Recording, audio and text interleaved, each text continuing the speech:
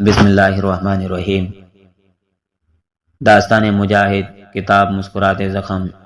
Delhi airport پر وہ کشمیری بزرگ جو مجاہدین کے بے باک معاون تھے مجھے لگی لپٹی کے بغیر نہایت صراحت کے ساتھ کشمیر جانے سے منع فرما رہے تھے۔ خود ان کا سفر حج کا ارادہ تھا۔ ان کے اہلیہ کے جہادی کارنامے میں نے سن رکھے تھے اور میں اس عظیم خاتون کی جرأت و شجاعت کا متعارف تھا۔ یہ گھرانہ اپنی کامیاب تجارت کی بدولت کافی مالدار تھا، لیکن ان کا تمام تر مال مجاہدین کی خدمت کے لیے وقف تھا۔ انڈین فورسز نے کئی بار ان کی طرف شک کی انگلیاں اٹھائیں اور چند بار ان کے گھر کا محاصرہ کر کے تلاشی بھی لی، لیکن خاتون خانہ کی حکمت و فراست کی وجہ سے اسے گھرانے کا مجاہدین کے ساتھ تعلق بہرحال مخفی رہا۔ میرے لیے اس بزرگ کا اصرار بہت وقت رکھتا تھا، لیکن اپنے سفر کو ملتوی کرنا میرے لیے ممکن نہیں تھا۔ چنانچہ میں نے انہیں دلاسا دیا اور انہیں سمجھایا کہ اب صرف دعاؤں کا وقت ہے، کسی اور چیز کا نہیں۔ پھر میں نے انہیں کچھ فضائل وغیرہ سنائے تاکہ ان کی دھار بن جائے۔ وہ میری باتیں سن کر خاموش ہو گئے اور بے شمار دعائیں فوارے کی طرح ان کی زبان سے جاری ہو گئیں۔ یہ دوسرے بزرگ تھے جو قبل از وقت آئندہ آنے والے مصائب پر روئے۔ ان سے پہلے حضرت اقدس تھانوی رحمہ اللہ کی مرقد پر ایک بزرگ ملے تھے، غالباً وہ قبرستان کی دیکھ بھال پر مامور تھے۔ میں جب ان سے ملا تو وہ بے اختیار زور زور سے رونے لگے۔ ہم میں سے کوئی بھی ان کے رونے کی وجہ نہ سمجھ سکا۔ وہ بار بار میرا چہرہ دیکھتے تھے اور ہمدردی اور محبت کے جذبات ان کی آنکھوں سے رواں ہو جاتے تھے۔ دو چار بار انہوں نے کچھ فرمانا چاہا، لیکن ان کی آواز گلے میں اٹک گئی اور ہم وقت کی تنگی کی وجہ سے دوسری جگہ روانہ ہو گئے۔ جب ہم گاڑی میں بیٹھ گئے تو میں نے دیکھا کہ وہ دور کھڑے ہو کر مجھے دیکھ رہے ہیں اور پھوٹ پھوٹ کر رو رہے ہیں۔ میری گرفتاری کے بعد تو بہت سارے لوگ روئے اور حضرات اکابر کے بارے میں معلوم ہوا کہ وہ بھی اپنے آنسو نہ روک سکے، لیکن گرفتاری سے پہلے رونے والے یہ دو بزرگ تھے جن کا میں نے بے ساختہ تذکرہ کر دیا ہے۔ اللہ تعالیٰ ان دونوں حضرات کے درجات بلند فرمائے اور انہیں اپنی خصوصی محبت عطا فرمائے۔ گھر سے نکل کر ہم دہلی کے ایئرپورٹ کی طرف روانہ ہوئے۔ میں اپنے رفیق کے سفر سے ایئرپورٹ کے حالات معلوم کرتا رہا۔ انہوں نے بتایا کہ انشاءاللہ ہمیں کوئی نہیں پہچان سکے گا، تیاری اور تدابیر بہت عمدہ ہیں۔ ایئرپورٹ پہنچ کر میں نشست گاہ میں بیٹھ گیا۔ میرے رفیق سفر بورڈنگ کا لینے کے لیے کاؤنٹر پر چلے گئے۔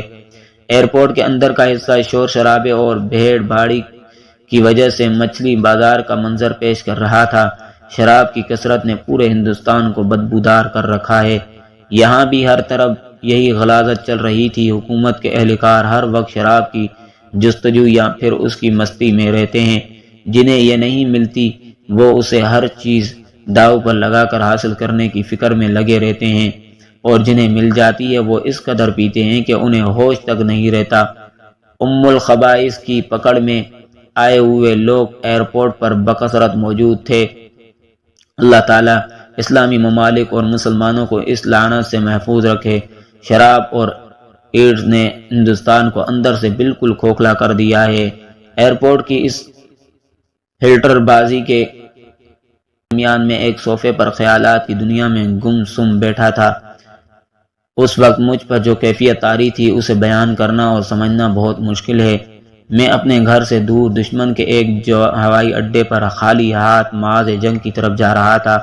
میں کشمیر کے اس خطے کی طرف عازم سفر تھا جہاں دشمن کی لاکھوں فوج موجود تھی اور ہندوستان کی خفیہ ایجنسیوں کے لیے میرا نام اور میری آواز اجنبی نہیں تھی، لیکن وہ میرے حلیے اور شکل سے بہرحال ناواقف تھے، اور اسی کا فائدہ اٹھا کر میں نے اس خطرناک سفر میں قدم رکھا تھا۔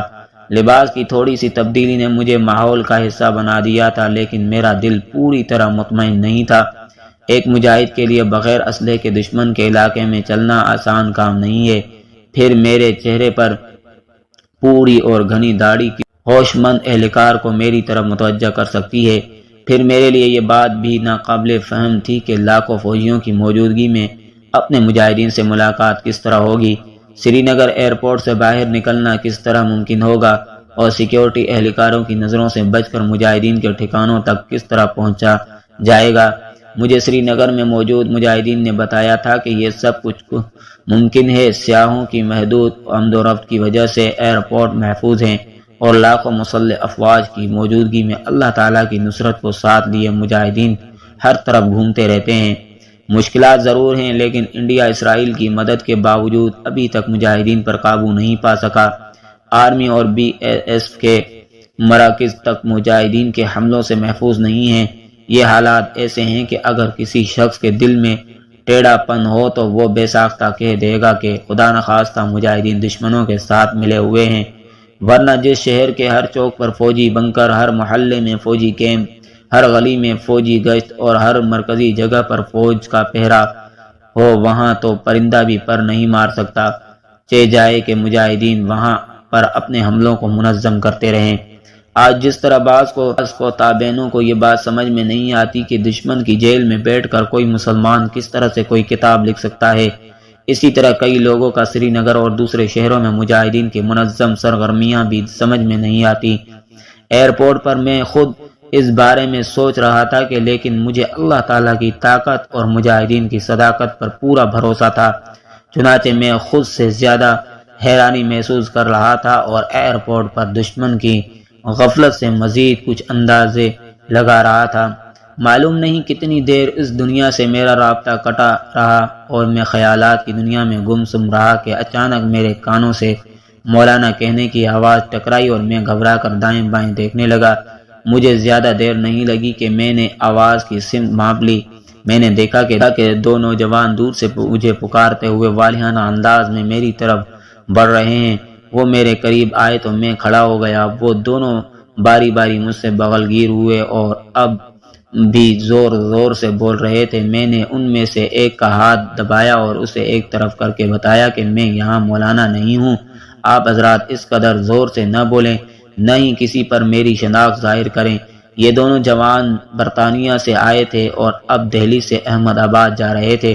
انہوں نے برطانیہ میں میرے بیانات بالمشافہ سنے تھے۔ میری گزارش کے بعد وہ صورتحال کو سمجھ گئے اور پھرتی سے دائیں بائیں ہو گئے اور اس واقعے نے مجھے کافی پریشان کر دیا اور مجھے احساس ہوا کہ میں ابھی تک پہچانا جا رہا ہوں۔ افسردہ فضائیں۔ اس سفر کے ساتھ جہاد کا لفظ جڑا ہوا تھا اور سفر جہاد ہلکے پھلکے خدشات کی بھینٹ نہیں چڑھ سکتا۔ اس سفر کے خطرات لذیذ اور مشکلات پرکیف ہوتی ہیں۔ مجھے ایئرپورٹ پر پہچاننے والے دونوں احباب دور جا چکے تھے۔ میں نے اپنی نشست تبدیل کر لی اور دائیں بائیں ٹہلتا ہوا ایک اور کرسی پر جا بیٹھا۔ تھوڑی دیر بعد میرے رفیق سفر بورڈنگ کارڈ لے کر واپس آ گئے۔ ہم نے اپنا دستی سامان اٹھایا اور سیکیورٹی اہلکاروں کو تلاشی دے کر دوسرے حال میں آ گئے۔ اسی اثناء میں جموں سری نگر جانے والی پرواز کا اعلان ہوا گیا۔ ہم ایک بس کے ذریعے فوکر نما جہاز پر پہنچ گئے۔ جہاز کی سیٹیں کافی چھوٹی تھیں مگر رش نہ ہونے کی وجہ سے مسافر کھلے کھلے بیٹھے تھے۔ میں خالی ہاتھ غیر مسلح ایئر انڈیا کے اس جہاز پر سوار ہو چکا تھا۔ میں جانتا تھا کہ کسی بھی لمحے کچھ ہو سکتا ہے، چنانچہ زبان پر دعاؤں کا ورد تھا۔ یہ عجیب بات ہے کہ میں دشمن کے جہاز پر بیٹھ کر جب محاذ جنگ پر جا رہا تھا تو میری زبان پر وہ آیات تھی جو حفاظت کے لیے پڑھی جاتی ہیں، اور جب میں دشمن کے جہاز پر بیٹھ کر رہائی کے لیے قندھار آ رہا تھا تو میری زبان پر وہ آیات تھی جو مصیبت سے نجات کے وقت بطور شکر پڑھی جاتی ہیں۔ بے شک قرآن مجید میں وہ سب کچھ موجود ہے جس کی ایک انسان کو اس دنیا اور آخرت میں ضرورت پڑ سکتی ہے۔ جہاز اڑان بھرنے کے بعد جموں اتر گیا۔ جموں کے مسافر جہاز سے اتر کر چلے گئے اور چند نئے مسافر سری نگر کے لیے سوار ہو گئے۔ جموں کا چھوٹا سا ایئرپورٹ جہاز کی کھڑکی والے شیشوں سے نظر آ رہا تھا۔ میری آنکھیں کھلی تھیں اور میں ارد گرد کے مناظر اچھی طرح سے دیکھ سکتا تھا۔ یہاں یاد رکھنے کی بات یہ ہے کہ انسان کو اپنے کھلے ہاتھوں کی قدر کرنی چاہیے اور جلدی جلدی ان کھلے ہاتھوں سے اچھے اور منظم کام سر انجام دے لینے چاہیے، کیونکہ معلوم نہیں کب ان ہاتھوں کو باندھ دیا جائے۔ لیکن میرے اس سفر کے 3 سال بعد مجھے جب دہلی تہاڑ جیل سے جموں لایا گیا تو اس وقت جہاز میں میری آنکھیں اور ہاتھ بندھے ہوئے تھے اور میں کچھ بھی نہ دیکھ سکتا تھا۔ اسی طرح رہائی والے دن جب مجھے کوٹ بلوال جیل سے جموں ایئرپورٹ پر لایا گیا تو اس وقت بھی میری آنکھیں اور ہاتھ بندھے ہوئے تھے۔ آزادی کی حالت میں کھلی آنکھوں کے ساتھ جموں کا یہ نظارہ میں نے شعبان کے آخری دنوں میں کیا، جبکہ بند آنکھوں کے ساتھ جموں ایئرپورٹ پر میری دونوں بار آمد رمضان مبارک کے مہینے میں ہوئی۔ جہاز تقریباً 20 منٹ تک جموں ایئرپورٹ پر کھڑا رہا اور اس وقت مجھے اس بات کا ہرگز اندازہ نہیں تھا کہ میں نے زندگی کے آئندہ کئی سال اس شہر کی ایک جیل میں گزارنے ہیں۔ جہاز نے جموں سے سری نگر کے لیے اڑان بھری تو میں نے سرسری طور پر جہاز میں موجود مسافروں کا جائزہ لیا۔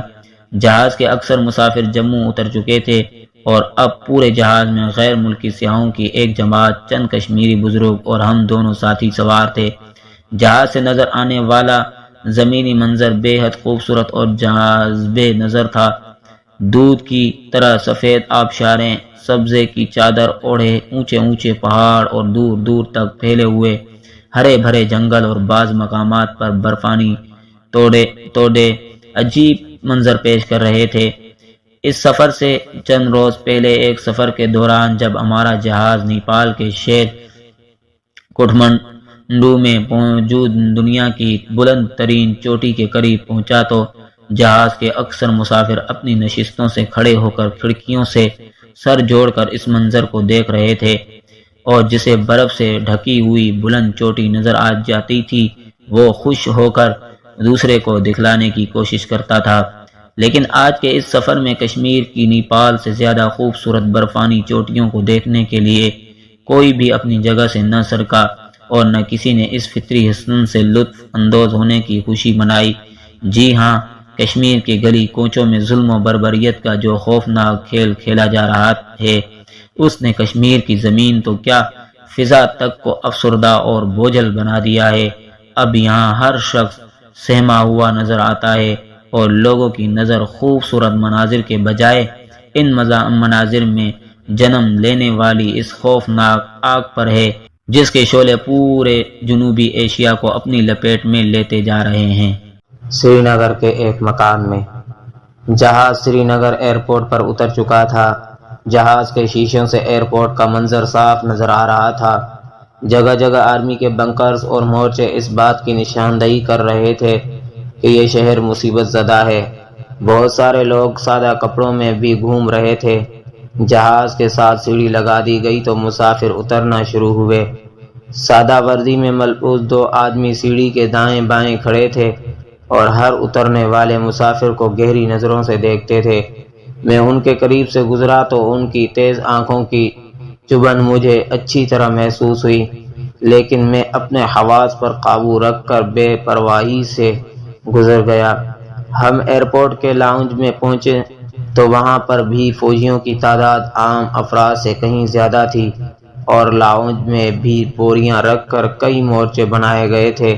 سامان کے حصول کے مطابق جیسے ہی ایئر باہر قدم رکھا، یوں محسوس ہوا کہ سری نگر میں نہیں بلکہ کسی فوجی چھاؤنی میں پہنچ گئے ہیں۔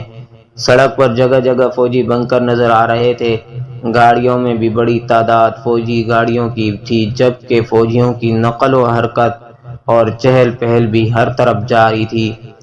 باخبر ذرائع سے معلوم ہوا کہ انڈیا حکومت نے کشمیر کے خوبصورت دارالحکومت سری نگر کو مجاہدین سے بچانے کے لیے اسرائیل کے جنگی ماہرین کی مدد لی ہے اور تل ابیب کے سیکیورٹی انتظامات کی ترتیب سری نگر میں بھی قائم کرنے کی کوشش کی گئی ہے۔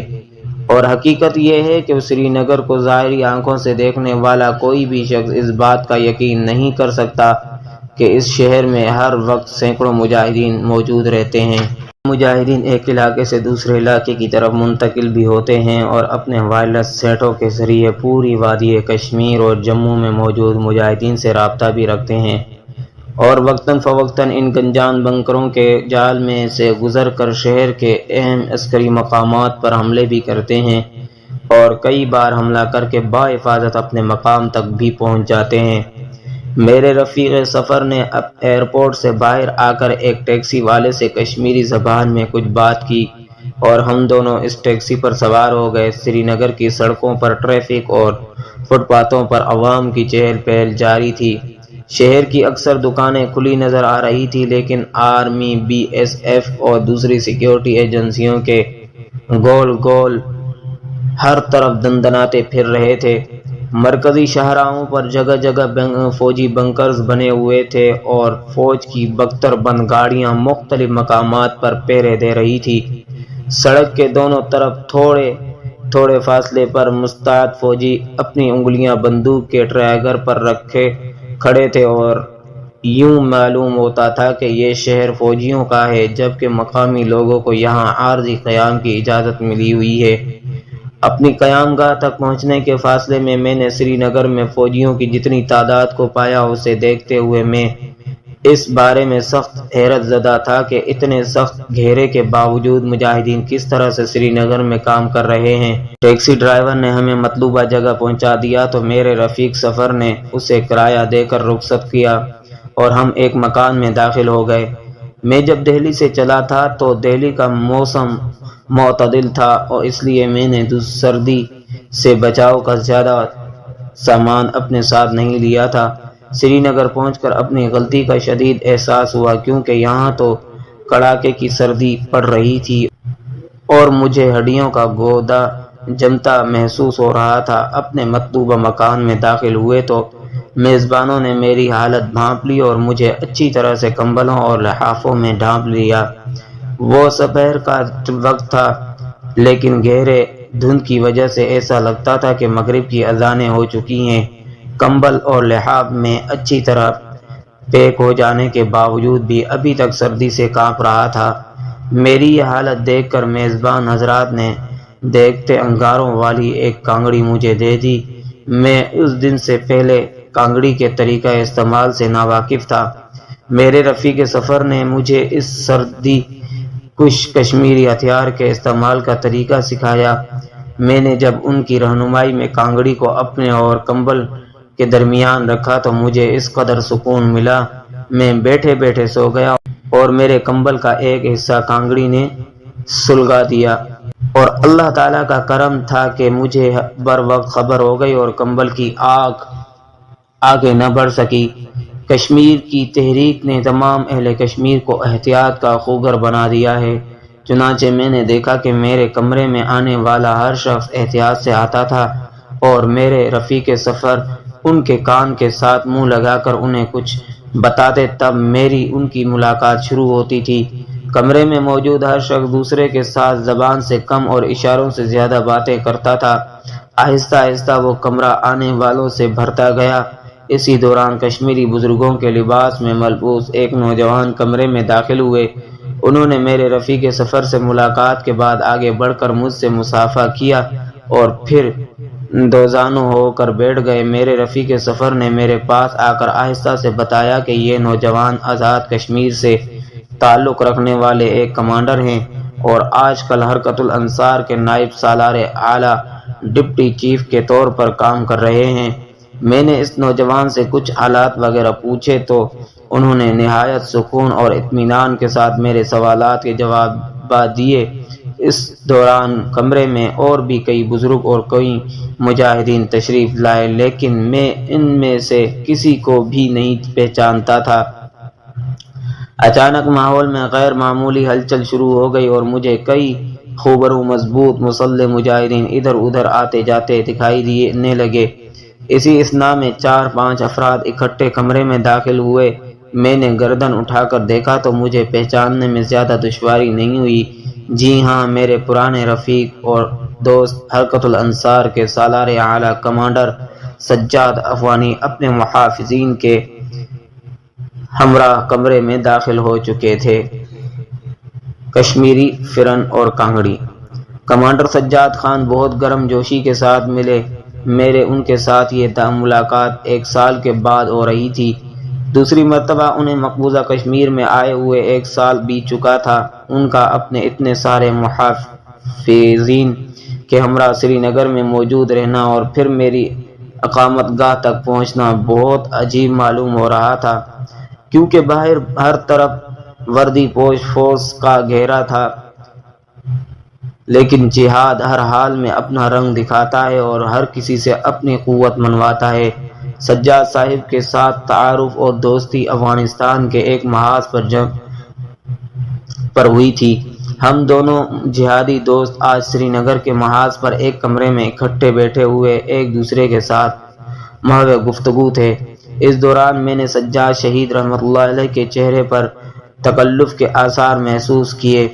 استفسار پر معلوم ہوا کہ کچھ دن سے کمر میں درد محسوس کر رہے ہیں اور اس وقت بھی درد کی شدت کا شکار ہیں۔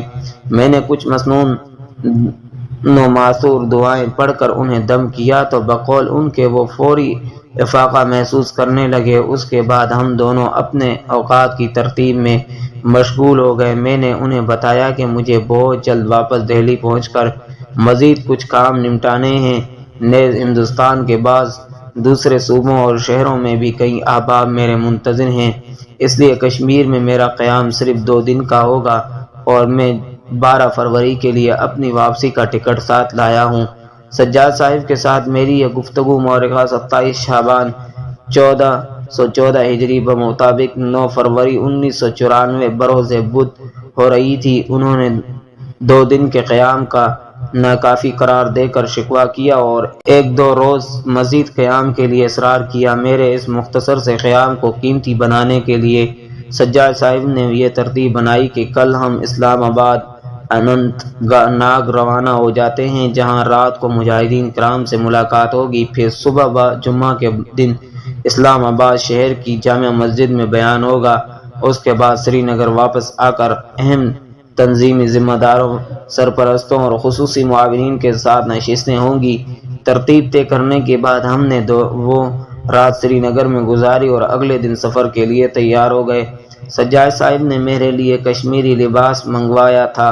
خود انہوں نے بھی اپنے لباس میں کچھ تبدیلیاں کیں، جن کے بعد وہ کشمیر کے مقامی بزرگ لگ رہے تھے۔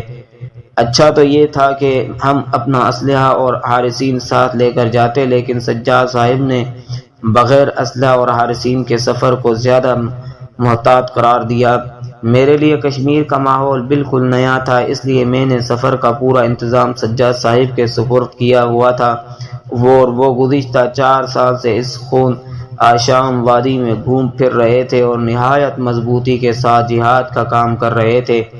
ان کا تجربہ انہیں اس بات پر مجبور کر رہا تھا کہ وہ اپنے مہمان کی حفاظت اور سلامتی کے لیے عام سویلین افراد کے روپ میں سفر کریں اور اسلحہ ساتھ نہ لے جائیں، کیونکہ اسلحہ کی موجودگی میں لڑائی اور جھڑپ کا خطرہ بڑھ جاتا ہے اور وہ اپنے مہمان کو کسی جنگ میں فی الحال نہیں جھونکنا چاہتے تھے۔ پھر انہیں کشمیر میں ایک تاجر کے روپ میں گھومتے ہوئے کافی عرصہ گزر چکا تھا اور وہ اپنے مقامی شناختی کارڈ، گاڑی میں موجود تجارتی قالینوں اور کشمیری زبان پر مکمل عبور کی وجہ سے انڈین آرمی کے اہلکاروں سے نمٹنے کا بہت وسیع تجربہ رکھتے تھے۔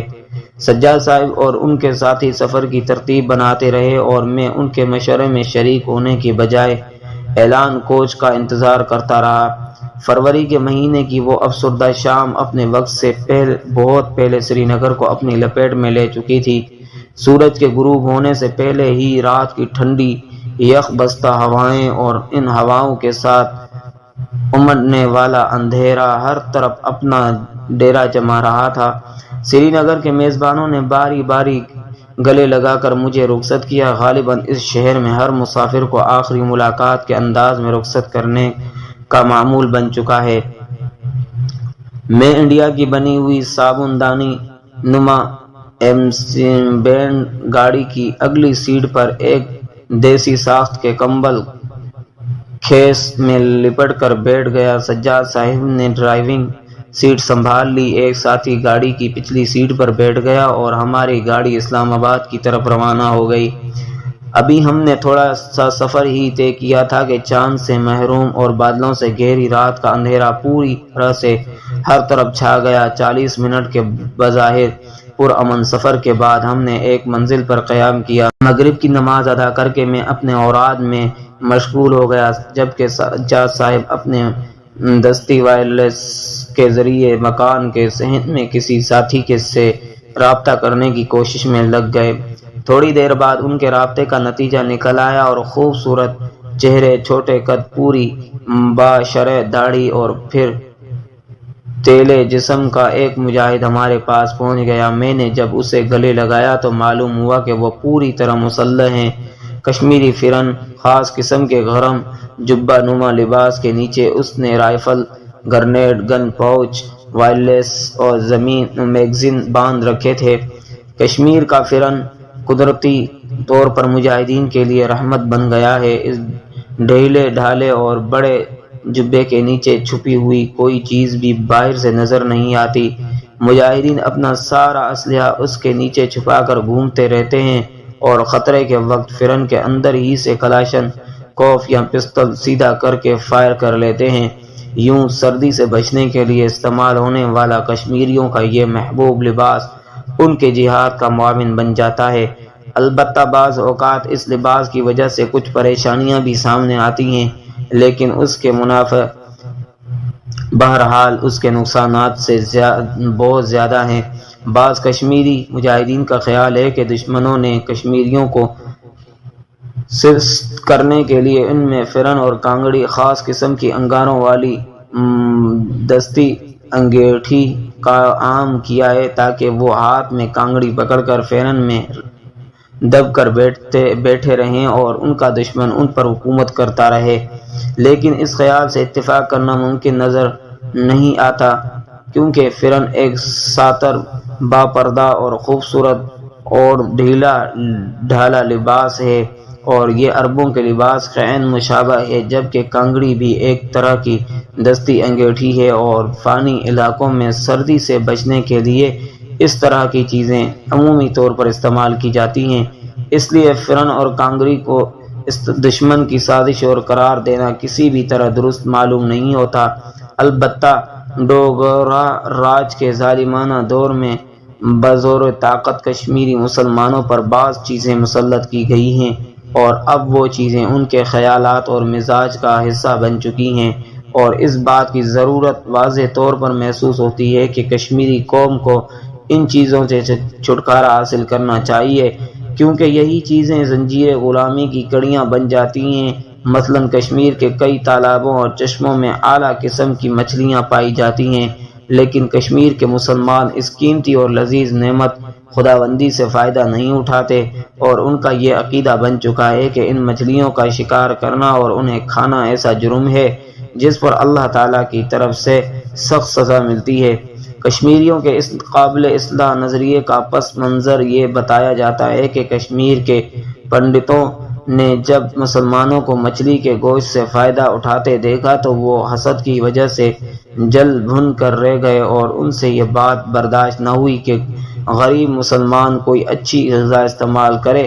چنانچہ پنڈتوں کے ایک بڑے مذہبی رہنما نے مہاراجا کو جا کر بتایا کہ میں نے خواب میں دیکھا ہے کہ آپ کے والد نے مچھلی کی شکل میں دوسرا جنم لے لیا ہے، اور مجھے خطرہ ہے کہ مسلمان آپ کے والد کو پکڑ کر کھا نہ جائیں۔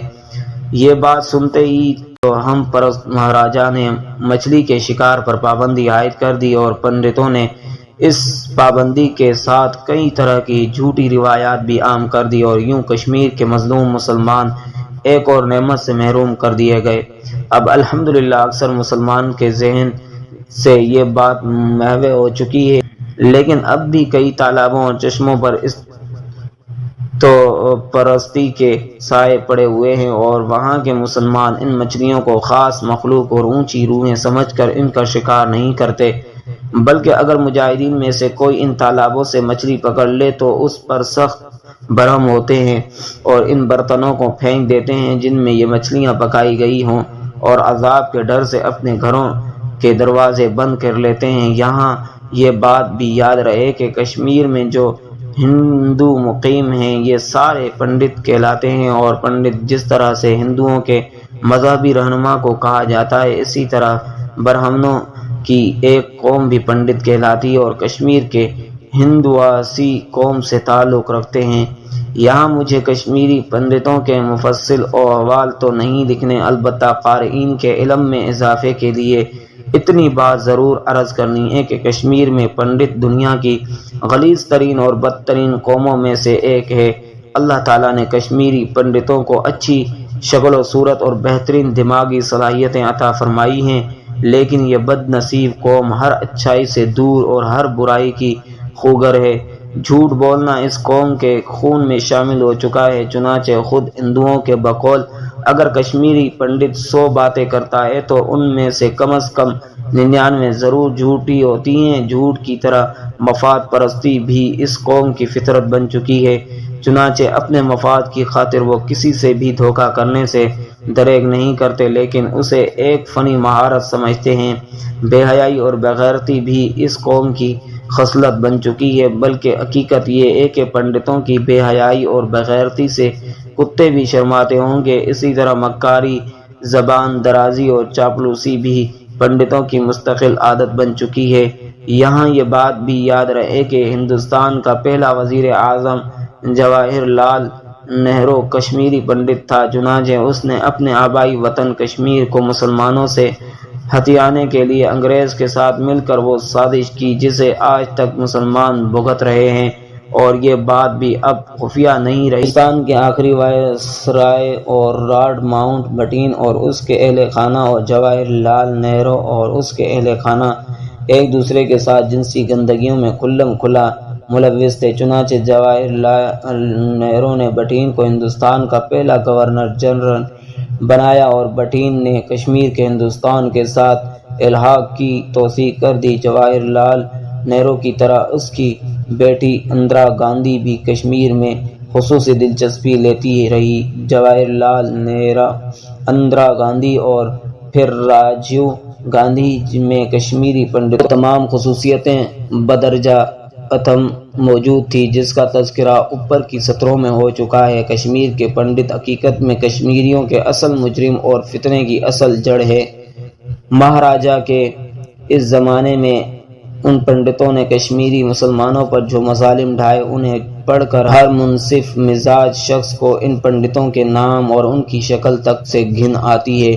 لیکن یہ سچ ہے کہ ظلم کی راہ زیادہ لمبی نہیں ہوتی۔ 1990 میں جب کشمیر جہاد کے نعروں سے گونجنے لگا اور مردہ مذاکرات کی جگہ کشمیر میں زندہ بندوق چلنے لگی، تو کشمیر کے ظالم پنڈتوں کے برے دن اور اس دنیا میں بھی ان پر مسلط ہو گئے، اور پنڈتوں کی بربادی کا سامان خود ان کی قوم کے ایک فرد جگ موہن کے ہاتھوں ہوا، جس نے کشمیر کا گورنر بننے کے بعد پنڈتوں سے کہا کہ میں کشمیری مسلمانوں کا مکمل صفایا کرنے والا ہوں، اس لیے تم لوگ چند دن کے لیے کشمیر چھوڑ کر چلے جاؤ، میں جب جہاد کی تحریک کو مکمل طور پر کچل دوں گا تب تم فاتح کی حیثیت سے واپس آ جانا۔ پنڈت یہ بات سن کر بہت خوش ہوئے اور لاکھوں کی تعداد میں کشمیر چھوڑ کر جموں اور دہلی میں جا کر آباد ہو گئے۔ ادھر جگ موہن اپنے مذموم عزائم میں بری طرح ناکام ہو گیا، اور پنڈت جو چند دن کے لیے بھگوڑے کیمپوں میں گئے تھے، اب عبرت کا نشان بنے ہوئے دن رات روتے ہیں اور اپنی قسمت کو کوستے ہیں۔ آج کشمیر کے پنڈت گھرانوں پر جموں اور دہلی میں خود دوسرے ہندوؤں کے ہاتھوں جو کچھ بیت رہا ہے، اسے دیکھ کر ہر ظالم کے برے انجام کا اندازہ لگایا جا سکتا ہے۔